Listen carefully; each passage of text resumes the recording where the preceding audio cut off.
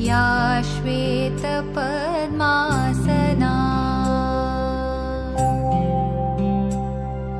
या ब्रह्माच्युतशङ्करप्रभृतिभिः देवैः सदा वन्दिता।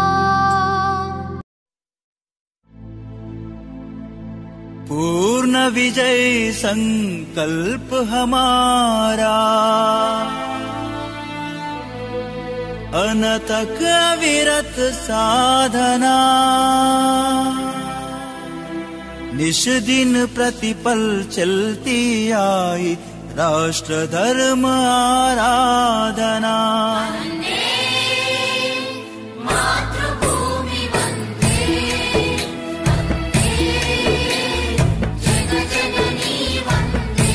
मित्रांनो, गेल्या अनेक वर्षांपासून शिक्षण मंडळ भगूर संस्थेतील कर्मचाऱ्यांनी एकत्र येऊन एका विचाराने, एका मनाने, एका दिलाने काम करण्याच्या हेतूने आपण बौद्धिक वर्गाचं आयोजन आणि नियोजन करत आलेलो आहोत।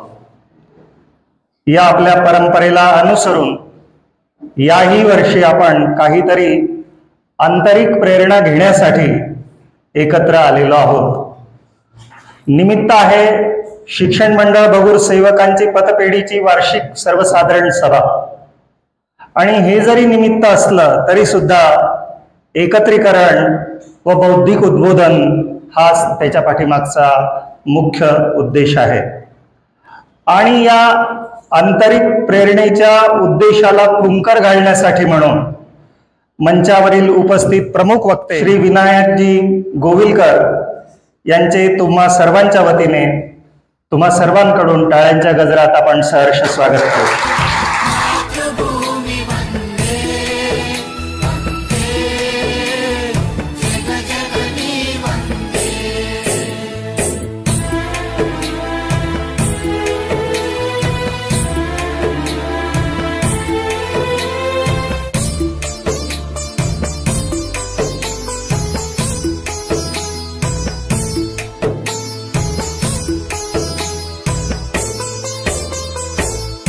पुरातन देश हमारा मानव का आदर्श रहा। शिक्षण सतत चालू ठेवलं पाहिजे। दुसरी गोष्ट, मला जे शिकवायचं आहे ते माझ्या विद्यार्थ्यांच्या व्यतिरिक्त, माझ्या सिलेबसच्या व्यतिरिक्त मी शिकवायला सुरुवात केली पाहिजे, त्याच्याने माझा कॉन्फिडन्स वाढेल।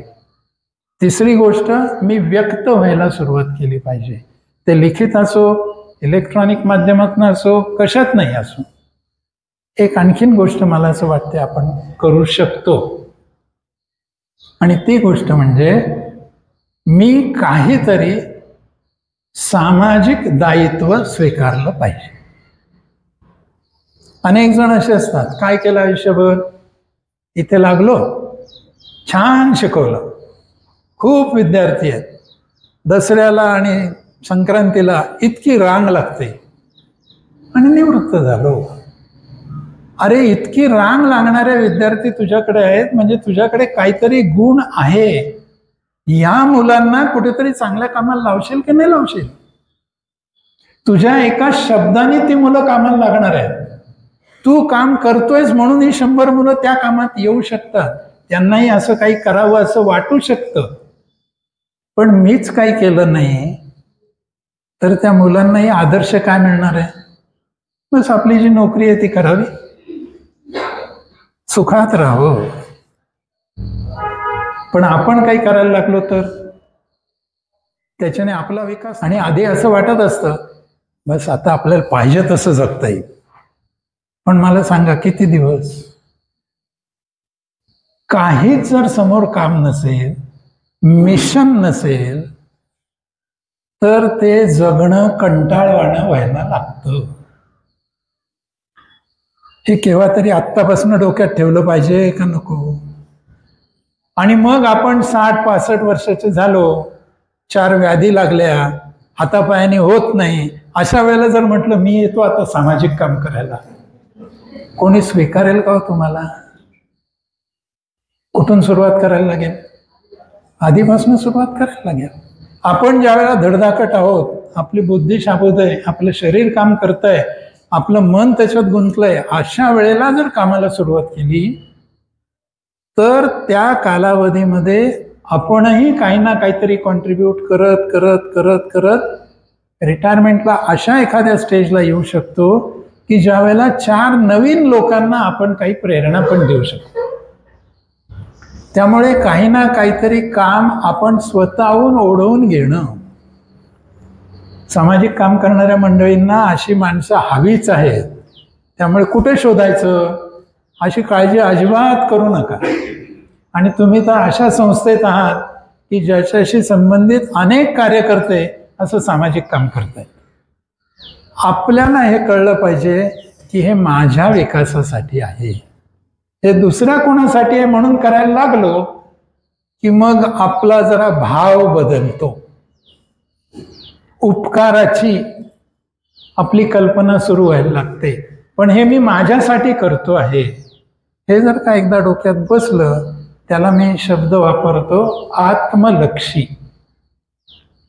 काही गोष्टी आपण बाह्यलक्षी म्हणून करतो, काही गोष्टी आपण आत्मलक्षी म्हणून करतो, म्हणजे आपल्यासाठी. सगळ्यांनी अनुभव घेतला असेल, ज्या वयात आता आपण आहोत, प्रत्येकाकडे छोटं बाळ असेल किंवा अनुभव घेऊन झाला असेल.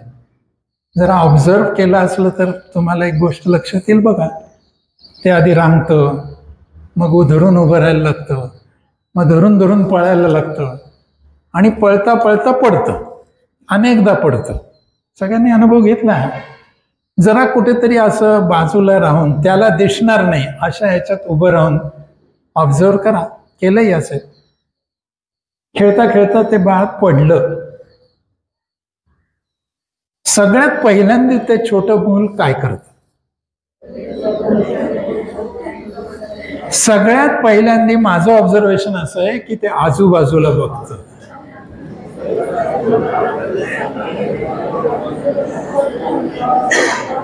मी पडलोय हे कोणी बघितलंय का? मला लागलंय हे कोणीतरी बघितलंय का? आणि जर बघितलं असलं तर भोकाड पसरतं. आणि बघितलं नसलं असं त्याला वाटलं तर ते पुन्हा असं असं करतं, खेळायला लागतं. भोकाड पसरणं हे बाह्यलक्षी आहे आणि पुन्हा खेळायला लागणं हे आत्मलक्षी आहे.